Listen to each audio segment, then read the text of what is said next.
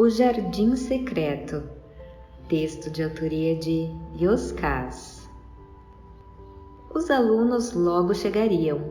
Ajudei o Litsu, o mestre taoísta, a regar o jardim de bonsais. Em seguida, fomos para a cozinha. Aguardei à mesa enquanto ele colocava algumas ervas em infusão. Meia-noite, o gato negro, que também morava na casa situada em uma pequena vila chinesa aos pés do Himalaia, de cima do armário, nos olhava com tédio. Apenas os sons dos animais noturnos rompiam o encantador silêncio da madrugada. Litsu encheu as nossas xícaras e sentou do outro lado da mesa. Comentei que aqueles dias de estudo estavam me fazendo muito bem. Além do conhecimento adquirido, as horas se passavam sem pressa, com uma calma encantadora. Algo que não acontecia no dia a dia. Eu tinha que me reconciliar com o tempo. A minha rotina era intensa, com muita correria. Ao final do dia, a sensação de que fizera muito e realizara pouco. Ali, ao contrário, se fazia pouco com a certeza de ter realizado muito. O mestre taoísta bebeu um gole de chá e explicou. Obrigações e oportunidades, disse simplesmente. Fez uma pausa, como quem procura as melhores palavras, e em seguida prosseguiu. A cada dia vejo as pessoas mais envolvidas em obrigações, ocupações que não desejam, cada vez em maior quantidade, que parecem furtar o precioso tempo que seria usado para buscarem as oportunidades da vida. Então, sentem o vazio e a ansiedade tão comuns na sociedade contemporânea. O tempo passa e nada acontece. É uma sensação recorrente. Isso ocorre porque a maioria das pessoas ignora o que quer e não entende o que sente. Somos conduzidos por um raciocínio comum que nos leva a acreditar que as obrigações, sejam de sobrevivência, sejam oriundas de valores culturais, atrasam a viagem ao encontro das maravilhosas oportunidades que transformarão a nossa vida e nos conduzirão ao paraíso. Contudo, o que poucos percebem são as oportunidades existentes em cada obrigação. Cada obrigação pode se tornar uma flor no jardim secreto da existência. Em seguida, começaram a chegar os alunos. Nunca mais tocamos no assunto e eu não pude saber sobre a que se referia o Litsu quando falara em jardim secreto. Essa conversa acontecera havia muito tempo. Eu não mais lembrava dela, ou pensava que não. Eu tinha recebido um telefonema de um amigo do qual não tinha notícias havia anos. Em verdade, Augusto Epicuro, como ele se chamava, tinha sido um grande amigo do meu pai. Ele era professor de história em uma escola municipal e profundo admirador do budismo. Era um bom homem, culto, inteligente e sensível, um pacificador inato. Augusto tinha me ajudado bastante em determinado momento da minha vida, quando eu era mais moço. Um período de muitas dificuldades. Teve paciência comigo, me ouviu, orientou e reconfortou quando estive perdido em um demorado labirinto existencial. Desde então nunca mais o encontrei. Passaram-se décadas sem nos falarmos. Ele tinha me localizado e disse que gostaria muito de me ver. O seu tom de voz era sereno. Aleguei que estaria muito ocupado naqueles dias e, assim que possível, iria ao seu encontro. Augusto falou que entendia bem os meus muitos compromissos, mas se sobrasse algum tempo, eu não deixasse de ir. Desliguei o telefone e voltei aos meus afazeres. Eu não estava com a menor vontade de visitá-lo. Contudo, eu entendia que tinha uma dívida moral com aquele homem, que me ajudara em um momento muito difícil, movido somente pela enorme compaixão de sua alma. Eu tentava me concentrar no trabalho, mas a todo instante era tomado por uma forte sensação de culpa. Passaram-se semanas, resisti enquanto pude. Quando o incômodo se tornou muito desagradável, decidi visitá-lo. Fui por obrigação, não por prazer. Epicuro morava em um bairro no Rio de Janeiro considerado pelas autoridades como zona de risco, não por questões geológicas, mas por desequilíbrio social. Foi aconselhado a ir de ônibus, famosos por não prestarem um bom serviço à população da cidade. Era um domingo. Além de perder um precioso dia da semana dedicado ao descanso e ao lazer, eu tinha de enfrentar o desconforto do transporte. Era um dia de temperatura alta, como são os verões por aqui. Dentro de um ônibus que chacoalhou por toda a viagem, o suor empapara a minha camisa, aumentando o mal-estar. Eu contava as horas para aquele dia acabar. Demorei quase 2 horas entre a minha casa e a dele. Desci em um ponto próximo. Ao contrário do que receava, andei pelas ruas sem qualquer problema. Em uma esquina, passei em frente a um botequim. Empunhando um cavaquinho, um homem cantava um samba antigo e era acompanhado por várias pessoas. Lembrei que o meu pai costumava assobiar aquela música. Fui tomado por uma doce memória. Quando cheguei à casa de Augusto, fui muito bem recebido pela sua esposa, embora eu tenha notado seus olhos marejados. Ela me contou que ele estava doente e lhe sobrava pouco tempo nesta existência. Augusto estava deitado quando entrei no quarto. Ele fechou o livro, retirou os óculos e me ofereceu um lindo sorriso. Foi quando me dei conta que sorrisos sinceros propagam estrelas pela alegria que proporcionam. Em seguida, ele abriu os braços. Sentei-me na beira da cama e o abracei demoradamente. Então, outra descoberta. Abraços apertados levam às estrelas pelo poder de acariciar os corações. Então percebi algo impensável. Epicuro, mesmo com a saúde debilitada, era quem cuidava de mim, ainda naquele instante. Perguntei como ele estava. Augusto comentou com serenidade. Nos preparativos finais, às vésperas da viagem para a próxima estação. Em seguida, sorriu e explicou, no momento, verificando se posso acrescentar algo à bagagem. Emocionado, falei que o seu destino, sem dúvida, seriam as terras altas. Tomara, ele falou. Gostaria de encontrar com seu pai. Desconfio que teremos uma bela conversa. Foi um dos grandes amigos que tive. Eu sabia da amizade que os unia. O meu pai partira quando eu ainda era muito jovem. Percebi quando a esposa de Epicuro, que, à porta, ouvia a nossa conversa, fez menção em dizer alguma coisa, mas o simples olhar de súplica do marido a manteve em silêncio. Augusto explicou o motivo de ter solicitado a minha visita. Quero agradecer a você pelos encontros e conversas que tivemos no passado. Interrompi para dizer que era eu que tinha que agradecer. Ele tinha me ajudado muito.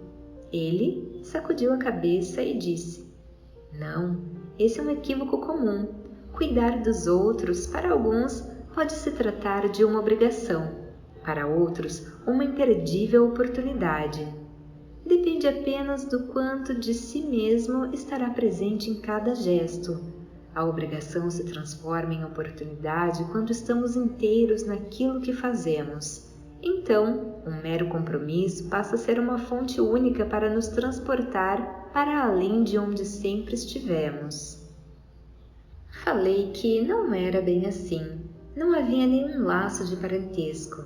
A nossa única ligação era o fato de ele e meu pai terem sido amigos, nada mais. No entanto, ele sempre demonstrara uma enorme preocupação por mim. Acrescentei que o seu gesto revelava o seu bom coração, pois ele assumira um compromisso do qual não tinha obrigação. Eu era o seu devedor.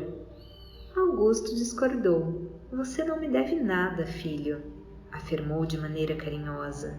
Em seguida acrescentou: Acredite, fiz por mim.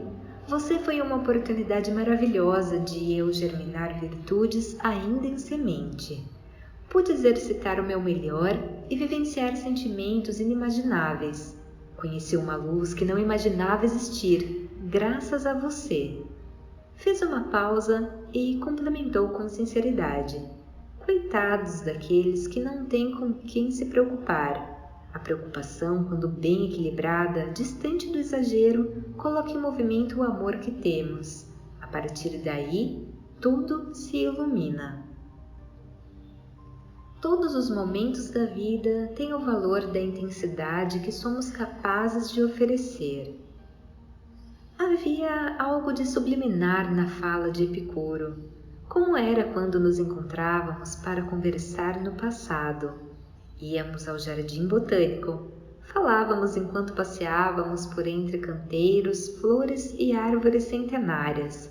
Ele sempre respondia às minhas perguntas com novos questionamentos. As suas palavras carregavam uma enorme carga de subjetividade. Naquela época, isso me irritava, pois eu queria as respostas prontas de modo objetivo. Nunca as tive. Epicuro me fez encontrar as minhas próprias respostas. Fez-me entender também que as respostas mudam quando aprendemos a aprofundar as perguntas. Esta talvez tenha sido a maior das ajudas que ele me prestou. Admiti isso naquele dia, sentado na beira da sua cama. Epicuro apenas sorriu. Eu estava enganado, mas não sabia. Eu desconfiava faltar alguma peça no quebra-cabeças. Tínhamos ficado quase 30 anos sem nos falar. Era para eu representar uma lembrança distante, não mais do que isso. No entanto, estávamos celebrando o encontro como se nunca tivéssemos ficado distantes. Achei estranho, mas nada disse. Ao contrário, lamentei que estivéssemos separados há tanto tempo. Atribuí o afastamento às inúmeras obrigações do cotidiano. Em seguida, voltei a cair na armadilha das velhas criações mentais. Comentei que o fato de a vida estar repleta de obrigações furtava um precioso tempo na busca pelas oportunidades de realização e adiava encontros. Epicuro se ajeitou na cama, bebeu um gole de água de um copo que estava sobre a mesa da cabeceira e falou com a mesma didática de quando estava em sala de aula. O cérebro, o software da mente, possui uma tendência em priorizar as experiências ruins em detrimento das boas. Historicamente, a humanidade sempre viveu em perigo. Guerras, pestes, fome, catástrofes estão registradas em nossas terminações nervosas de modo predominante. Diante do inesperado, temos um condicionamento negativo de raízes ancestrais por precaução aos perigos vividos pelos nossos antepassados. Em razão dessa programação atávica, as mágoas e frustrações, como métodos aparentes de defesa, ocupam mais os nossos pensamentos do que as alegrias e as conquistas. As nossas ramificações neurais estão predispostas ao medo e ao conflito, em ressaltar do lado ruim de todas as coisas e pessoas. Nos bancos escolares, aprendemos a admirar os homens que venceram os perigos do mundo. Os livros de história falam sobre isso o tempo todo.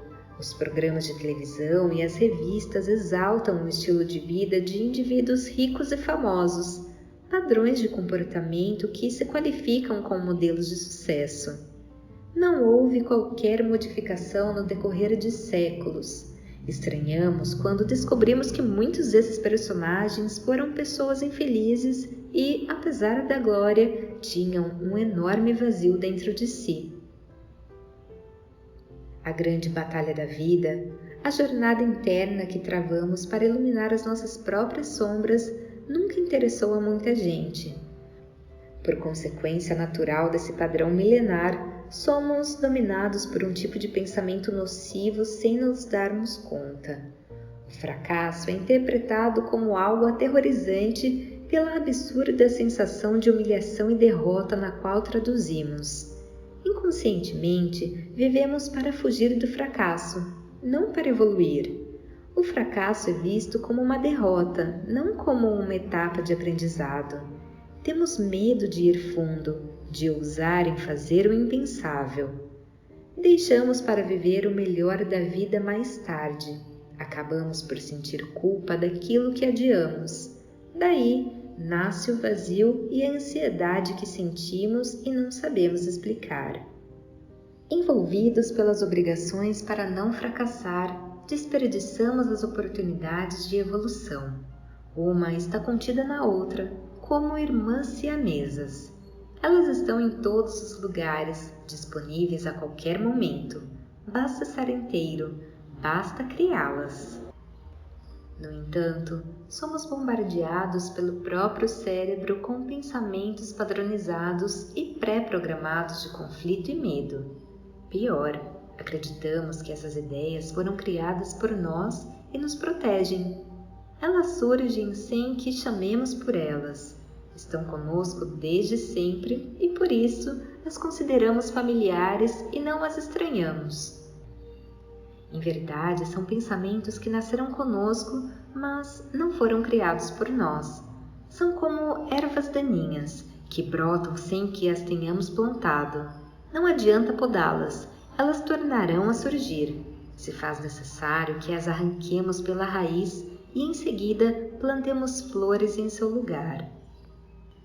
Dizem os especialistas que ao mudar a maneira como lidamos com os nossos pensamentos, podemos modificar as ramificações neurais do cérebro e inverter a interpretação negativa de sofrimento, sinalizada em primeiro plano que tende a dominar e direcionar os nossos sentimentos para o lado sombrio da vida. Parafraseando um termo atual, é possível uma atualização do software, o cérebro. Hoje se recomenda nos consultórios médicos o autoconhecimento, a meditação e a yoga, como maneiras de manter a mente sã e o corpo saudável, reforçando o sistema imunológico e evitando doenças originárias da frustração, da agressividade e do estresse, afastando a tristeza e trazendo alegria, pelo simples fato de estar em paz consigo mesmo, uma novidade para a ciência, uma prática antiga ao budismo. Imprevistos acontecem? Sempre. Serão dias desagradáveis ou lindas aulas evolutivas. A escolha será sempre sua. Vivemos na expectativa do desastre. Acredite, o pior nunca acontece, mas desperdiçamos o melhor da existência por temê-lo. Em suma, perdemos noites de sono apavorados por um monstro que em verdade nunca esteve debaixo da nossa cama. Tornou a beber um gole de água e em seguida explicou. No mesmo diapasão, estamos condicionados a interpretar as obrigações como situações desagradáveis, quando em verdade todos os momentos contêm encantadoras oportunidades de transformação e iluminação. Depende do quanto de amor com que se vive. Quantos portais se fecham por tratarmos com obrigação as melhores oportunidades da vida?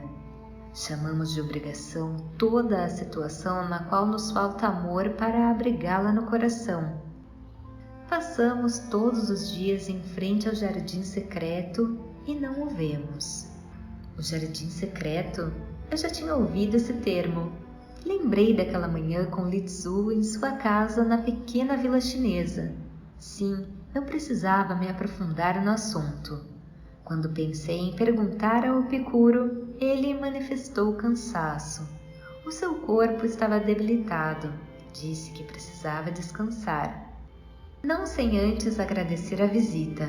Fechou os olhos e, exausto, virou para o lado. A esposa dele me acompanhou até a porta. Confessei a ela que eu viera fazer a visita por me sentir na obrigação, mas o dia me revelara uma maravilhosa oportunidade de conhecimento e de amor. Comentei também da minha surpresa por ter sido procurado por Augusto depois de quase 30 anos. Como a mensageira de uma carta escrita pelas tintas mágicas da vida, ela me contou uma história que também era parte da minha história e eu não sabia. Ela revelou que o marido fez mais do que me levar para conversar no jardim botânico. Para minha surpresa, disse que Augusto tinha ido falar pessoalmente com o juiz de um complicado processo no qual eu estivera envolvido na juventude. Eu nem imaginava que eles soubessem da confusão que eu me metera naquela época. A esposa contou que o marido pediu ao magistrado que não levasse em conta apenas o fato isolado e as letras frias da lei. Insistiu que a vida era bem mais. Rogou para que a sentença prolatada não encerrasse uma caminhada, mas que servisse de lanterna para os passos que ainda viriam. Conseguiu que o juiz enxergasse o meu bom coração, enevoado pelas confusões típicas de quem ainda não descobriu quem era. Algo comum na juventude, comentou. Falou também que estiveram presentes no outeiro da glória, no dia do meu casamento. Discretos, ficaram sentados em um canto da igreja. Epicuro fez uma prece em minha proteção. Fez outra em agradecimento pela oportunidade das experiências vividas ao meu lado. Envergonhado, sem nada dizer, abaixei os olhos por ter esquecido de convidá-los. De outro lado, encantado por perceber que a minha falta não os magoara. A partir daí, na medida do meu amadurecimento, ele foi gradualmente se afastando, porém, nunca de todo. Ainda de longe, ele sempre me guardou. Eu quis saber a razão de tal comportamento. A esposa sorriu e contou que o meu pai sempre se preocupara comigo. Ele me considerava imaturo e rebelde. Já muito doente, um pouco antes de partir, pedira que o Augusto cuidasse de mim, pois eu precisaria de ajuda. Emocionado, confessei estar encantado por Epicuro ter levado tão a fundo a obrigação que assumira perante ao meu pai. A esposa intercedeu. Nunca foi uma obrigação.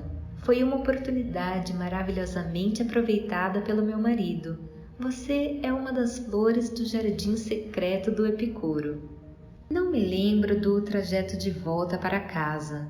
No coração, o sentimento de gratidão.